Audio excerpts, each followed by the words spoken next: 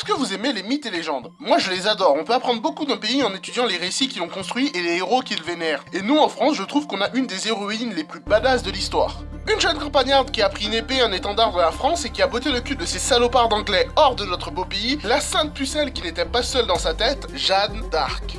Jeanne, au secours!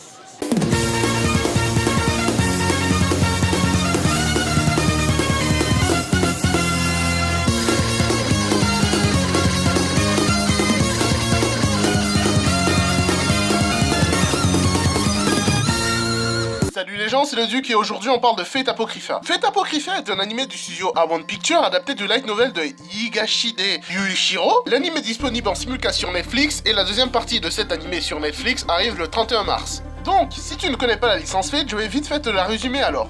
C'est dans un monde plus ou moins proche du nôtre où des mages se battent durant la guerre du Graal pour obtenir le Saint Graal, Calice ayant accueilli le sang du Christ, capable d'exaucer tous les vœux. Pour se battre, les 7 mages participant à la guerre invoquent grâce à des reliques 7 héros de mythes et de légendes qui vont s'entretuer. Les héros appelés alors servantes sont répartis dans plusieurs classes: Saber, Rider, Assassin, Lancer, Caster, Berserker et Archer. Donc, Fate Apocrypha se passe dans un monde alternatif à celui de Fate Stay Night, où le Saint Graal a disparu après la troisième guerre du Graal. Plusieurs dizaines d'années après la fin de la guerre, une famille de mages, les X-Millennia, déclare posséder le Saint Graal et en profite pour annoncer la fin de l'association des mages.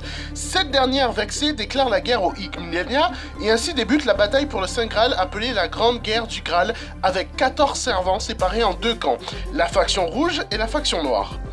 En plus de ces nombreux servants, une classe originale est alors créée pour le bon déroulement de la guerre, la classe Ruler. Dans cette saison de Fate, on a un casting de servants prestigieux avec déjà en Ruler la puissante Jeanne d'Arc, qui chez moi traiterait d'arbitre Siro, le jeune et dynamique Achille, le sage Chiron, le puissant Siegfried, et le nom de dieu putain de Vlad Tepes, dit Vlad III, ou plus communément appelé seigneur et maître des vampires Dracula. Je vais pas tous les énumérer, mais mes deux préférés dans cette bataille du Graal étaient dans la faction rouge, le Saber des rouges, Mordred, et dans la faction noire, le Rider des noirs, Astolfo. Mention honorable au Lancer des rouges qui pétait la classe et le feu de Dieu. D'ailleurs, en parlant du Rider des noirs, qu'est-ce que tu en penses? Plutôt mignonne cette jeune fille, des yeux pétillants, un chara-design adorable, elle réchauffe ton cœur, hein? Et bah c'est un mec. It's a trap! En plus de ces personnages mythiques, on a les mages de chaque faction qui sont assez cool, et le personnage principal de l'histoire, Sig, qui, au vu de sa relation avec Jeanne d'Arc et Astolfo, je l'appelle Sig le bisexuel. Donc, Fate Apocrypha, sur la forme, c'est du très lourd. L'animation est plus que propre, elle est de toute beauté. Les OST sont cool et entraînantes, certains thèmes, comme le thème principal, restent bien dans la tête. Et les putains de combats de Lord Daron, les Lannister, qui boivent du Pepsi sans glaçon. Ah, ils déchirent leur race. Hyper dynamique, une chorégraphie de malade, une surenchère de puissante parfaite, surtout venant du fait que ce sont des héros qui se battent. Des héros de légende. Des mecs au top du top. Ce que j'ai bien aimé dans cet animé, c'était les factions. Dans les affrontements entre servants dans cet animé, t'as pas de gentils d'un côté et de méchants de l'autre. Ils sont tous plus ou moins des enculés. Et tu prends parti pour la faction que tu préfères et tu fais tes paris sur qui va gagner le Saint Graal. Petit bémol cela dit, Ruler, notre Jeanne d'Arc nationale, trichait totalement pour la faction noire. Ah, je suis désolé, mais l'impartialité des juges est morte avec ce personnage. Bon, j'avoue, la faction rouge l'a pas joué réglo, et Shiro c'est le chétan. Et c'est pas une raison pour tricher impunément comme ça. Elle me fait penser à l'arbitre français dans Olivier Tom, putain. Mis à part la forme, Fate Apocrypha apporte des thèmes assez intéressants avec ses personnages. Les servants ont tous plus ou moins eu des vies tragiques, et une fois ramenés à la vie avec le Saint Graal, ils ont la possibilité de tout changer, et ils seront alors confrontés aux autres servants qui n'ont pas forcément le même point de vue qu'eux. Et ça aboutit à des discussions intéressantes, qui se règlent souvent avec des patates de gitans et des calottes de ses morts, mais qui restent des discussions. En plus de ça, avec le personnage de Sig le bisexuel, l'anime traite d'un des thèmes les plus abordés dans la littérature et dans les autres genres, la nature humaine. En effet, Sig n'est pas humain, il est un homunculus, un être artificiel créé par l'alchimie pour servir de guerrier durant la guerre. Mais lui éprouve des sentiments et souhaite vivre pour lui-même et ne pas simplement être un objet qu'on crée et qu'on utilise. Sig, au cours du récit, sera mené à participer à la Grande Guerre du Graal et sera mis en opposition avec d'autres personnages sur ce qu'est qu'être humain, et surtout si les humains sont des êtres bons qui méritent de survivre ou devraient être sauvés même si pour cela il fallait les débarrasser de tout ce qui les rend humains.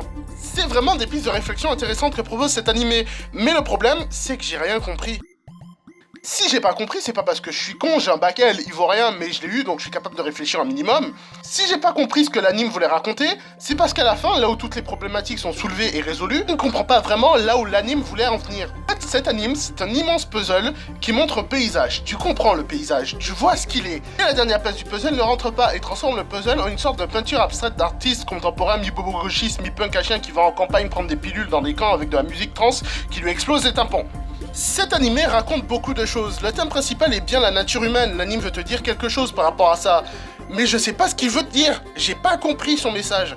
C'est frustrant, du coup j'ai arrêté d'y penser. Je me suis concentré sur les bastons et sur la règle 34 d'internet. Cette vidéo touche à sa fin et j'espère qu'elle t'aura plu. Tu peux aimer, t'abonner et partager la vidéo. Si tu as regardé l'anime et que tu as compris ce qu'il voulait te dire, je t'invite à le dire en commentaire. Moi je te laisse, je m'en vais de ce pas défendre notre parti aux côtés de Gilles de Rais et de notre sainte pucelle nationale. Salut. Khan! Au secours! Ouais bah, après mûre réflexion, je dirais Ruller, Berserker et Saber. Oh Duc! De quoi parlez-vous donc? De mes waifus préférés dans Fate Apocrypha. Tiens, Vicomte, dites-moi donc quels sont les vôtres. Oh, bah, très clairement Ryder et Assassin, de très loin. Duc? Qu'est-ce que vous faites avec ces battes? Duc? Attendez, non, stop!